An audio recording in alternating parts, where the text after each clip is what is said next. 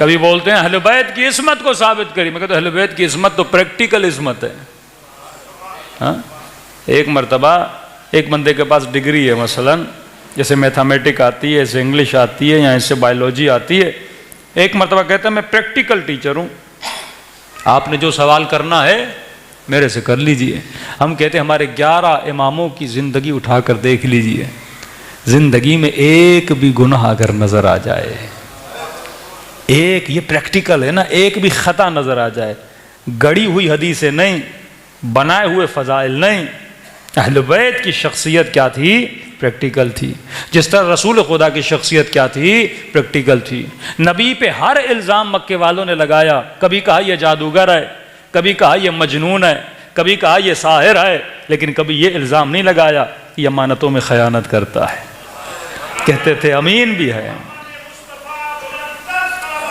अल्लाहुम्मा सल्ली अला मुहम्मद।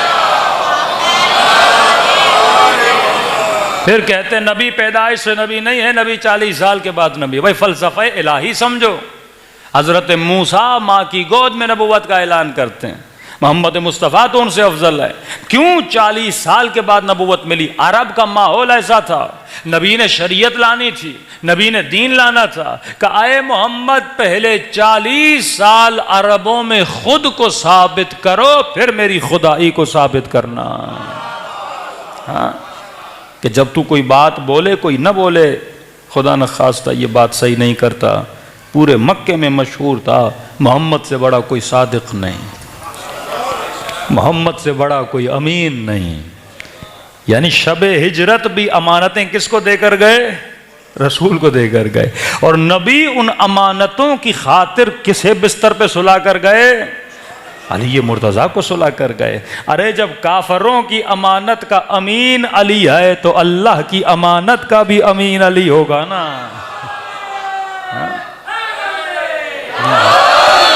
रसूल को यकीन था कि अली किसी अमानत में खयानत नहीं करते, जैसी अमानत दूंगा वैसी अमानत पहुंचाएगा। तभी मौला जब खिलाफत पर पहुंचे ना तो लोगों को कहा मैं तुझे वही दीन दूंगा जो मेरे रसूल ने दिया था, मैं उसी सुन्नत को जिंदा करूंगा जो मेरे रसूल ने सुन्नत को जिंदा किया। और जब मुसलमानों की बनाई हुई सुन्नतों को अली ने ख़त्म करना चाहा तो सदाएं बुलंद हो गई कि वाह सुन्नता। अली पिछले हुक्मरानों की सुन्नतों के खिलाफ उठ रहा है। मौला ने फरमाया मैं किसी हुक्मरान की सुन्नत को जिंदा करने के लिए नहीं आया, मैं मोहम्मद की सुन्नत को जिंदा करने के लिए आया। हाँ, तो हर मुसलमान पे 3 विलायतें वाजिब हैं। अल्लाह की विलायत, रसूल की विलायत, उसके बाद किसकी विलायत? अली इब्न अबी तालिब। अच्छा, एक आयत बड़ी ज़बरदस्त आयत है। वैसे तो हर आयत ज़बरदस्त है, लेकिन शियों के अकीदे के एतबार से ये आयत बच्चों को याद होनी चाहिए कि अतीउल्लाह व अतीउर रसूल व उलिल अम्रे मिनकुम। वहाँ का इन्नमा वलीयुकुमुल्लाह व रसूलो, तीसरा वो वली, 3 विलायतें। यहाँ पर 3 इताअतें। अल्लाह की इताअत करो, हुक्म डायरेक्ट है। अतीउल्लाह, अल्लाह की इताअत करो, और रसूलो, और किसकी इताअत करो? और उसके रसूल की इताअत करो। तीसरी इताअत उलिल अम्र मिनकुम, उलिल अम्र की इताअत करो। मतलब जैसी इताअत अल्लाह की वैसी उसके रसूल की, और जैसी इताअत रसूल की वैसी इताअत उलिल अम्र की। अब 2 इताअतें सबको पता हैं, 2 विलायतों का सबको पता है। अल्लाह वली रसूल वली कोई इख्तलाफ नहीं, तीसरी विलायत में इख्तलाफ शुरू हो जाता है। 2 इताअतों का सबको पता है, अल्लाह की इताअत करनी है, रसूल की इताअत करनी है। तीसरी इताअत पे सारे आके परेशान हो जाते हैं। लेकिन ये बात तो साबित है ना, विलायतें भी 3 हैं, इताअतें भी 3 हैं। जब तक मुसलमान ये 3 इताअतें, 3 विलायतों को नहीं मानता, तब तक उसका ईमान कामिल नहीं है। अब कोई मुफ्ती मौलवी मिले ना, आप उससे ये पूछ लो ये तीसरी इताअत किसकी है? जिसे खुदा ने कहा व उलिल अम्र, तीसरी इताअत किसकी है? सिफत बताई, नाम नहीं बताया। अल्लाह नाम नहीं बताता, अल्लाह सिफत बताता है। सिफत बताई ताकि तू खुद जाके ढूंढ ये सिफत किसके अंदर मौजूद है। का तीसरी इताअत है उलिल अम्र की। वल्लाह कोई जवाब नहीं देता।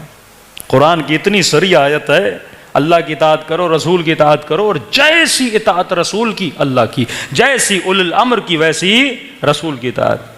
तो पता है जवाब क्या देते हैं? जवाब तो देना पड़ेगा ना। कहते हैं तीसरी इताअत से मुराद है वक्त का हाकिम। और इस आयत को जितना हुक्मरानों ने मिसयूज किया, यानी पिछले ज़माने के मुफ्तियों ने, मौलवियों ने एक सर्टिफिकेट दे दिया साहिबान हुकूमत को। जब वो लोगों को बोलते थे ये काम करो और लोग बोलते थे हम नहीं करेंगे, तो बोलते थे हम उलिल अम्र हैं, तुम हमारी इताअत नहीं कर रहे, मतलब रसूल की नहीं कर रहे, और रसूल की नहीं की मतलब अल्लाह की नहीं की, तो काफिर हो गया। किसी को मारने का जवाज, किसी के घर लूटने का जवाज, इज्जतों को पामाल करने का जवाज इस आयत को बनाया गया कि हम उलिल अम्र हैं। कुरान कहता है, मुफ्ती ने लिख दिया तीसरी इताअत है वक्त के हाकिम की इताअत। तभी जनरल मुशर्रफ ने जब लाल मस्जिद पे हमला किया तो लाल मस्जिद के मौलवी को पैगाम भेजा कि तूने अपनी तफसीर में खुद बयान किया कि उलिल अम्र कौन है। उन्हीं का जवाब उनको सुना है कि तुमने खुद लिखा उलिल अम्र वक्त का हाकिम है, मैं हाकिम हूं, तो उलिल अम्र से लड़ रहा है। तो उलिल अम्र से लड़ना क्या है? जायज नहीं है। तो इस वक्त पाकिस्तान में आप सबका उलिल अम्र कौन है? हाँ, नवाज शरीफ नहीं, उसका भाई है बंदे खुदा। हाँ, जो शहबाज है वो उलिल अम्र है, और जो उलिल अम्र करे वो अवाम के लिए सुन्नत बने। तो आपके उलिल अम्र की न दाढ़ी है, मुझे पता नहीं कितनी है उसकी। तो मतलब जितने मुफ्तियों ने, मौलवियों ने शहबाज को उलिल अम्र माना, तो सब ने अपनी दाढ़ियां मुंडवा कर हुलिया कैसा बनाना होगा? शहबाज शरीफ जैसा। अगर वो कुछ कहे ना, बिल बढ़ाए तो देना पड़ेगा, पेट्रोल की प्राइस बढ़ाए तो देनी पड़ेगी, क्योंकि आप उनकी तफसीरों के मुताबिक उलिल अम्र, सब ने लिखा उलिल अम्र वक्त का हाकिम है। खुश नसीब हो कि तुम्हें दामने अली मिला है।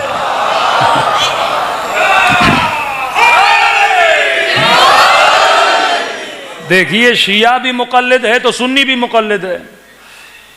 वो अबू हनीफा के मुकल्लिद हैं, हम इमाम जाफर सादिक के मुकल्लिद हैं, दोनों मुकल्लिद हैं ना। वो भी तकलीदी हैं, हम भी तकलीदी हैं। हमारा मुज्तहिद कोई फतवा देगा तो अमल करना वाजिब है, और उनके मराजे अगर ये बोलें कि उलिल अम्र वक्त का हाकिम है, तो सारे अहले सुन्नत पर शहबाज शरीफ की इताअत क्या है? वाजिब है। और न करें तो अपनी शरीयत के मुताबिक गुनहगार है। लेकिन हम सारे बचे हुए हैं माने, हम तो वैसे पहले ही मानते ही नहीं इनकी। हाँ, क्योंकि हम उलिल अम्र वक्त के हाकिम को नहीं मानते। अब जवाब दे रहा हूं, सारे बरादरान अहले सुन्नत की ज़कात कटती है बैंकों में। ज़कात किसको देनी चाहिए? उलिल अम्र को। सबकी ज़कातें कहाँ जाती हैं? हुकूमत के खाते में।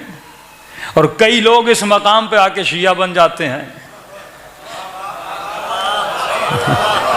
फार्म में लिखते हैं भाई हम सुन्नी नहीं है, हम शिया हैं, क्योंकि सब अपनी ज़कात उलिल अम्र को देखते हैं। उलिल अम्र वक्त का हाकिम है। शिया कहता है मेरा उलिल अम्र वक्त का हाकिम नहीं है, मैं इमाम के नाइब को देता हूं।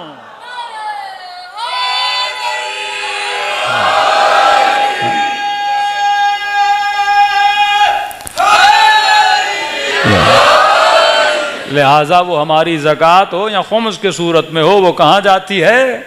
नाइबे इमाम की तरफ जाती है। हम अपनी मर्ज़ी से खर्च करते हैं, इजाज़त लेते हैं, अपनी अवाम पे खर्च करते हैं, अपनी मस्जिदों और मदरसों पे खर्च करते हैं। क्यों? क्योंकि हमने वक्त के हाकिम को कभी भी उलिल अम्र नहीं माना। हाँ, हाकिमियत है, इंसान की बनाई हुई हाकिमियत है, इलाही हाकिमियत नहीं है। जो अल्लाह का हक अदा न करे वो मेरा हक कैसे अदा करेगा। अफसोस होता है जब कहते हैं पाकिस्तान का मतलब क्या, ला इलाहा इल्लल्लाह, और इंडिपेंडेंस डे पे नाच गाना होता है, इस्लाम और दीन की धज्जियाँ उड़ाई जाती हैं, साहिबान इख्तदार देख रहे होते हैं। ये क्यों है? क्योंकि जब उलिल अम्र फासिक हो जाए तो उम्मत भी फासिक हो जाती है। जब उलिल अम्र फासिक हो जाए तो कत्ल हुसैन रूनमा होता है।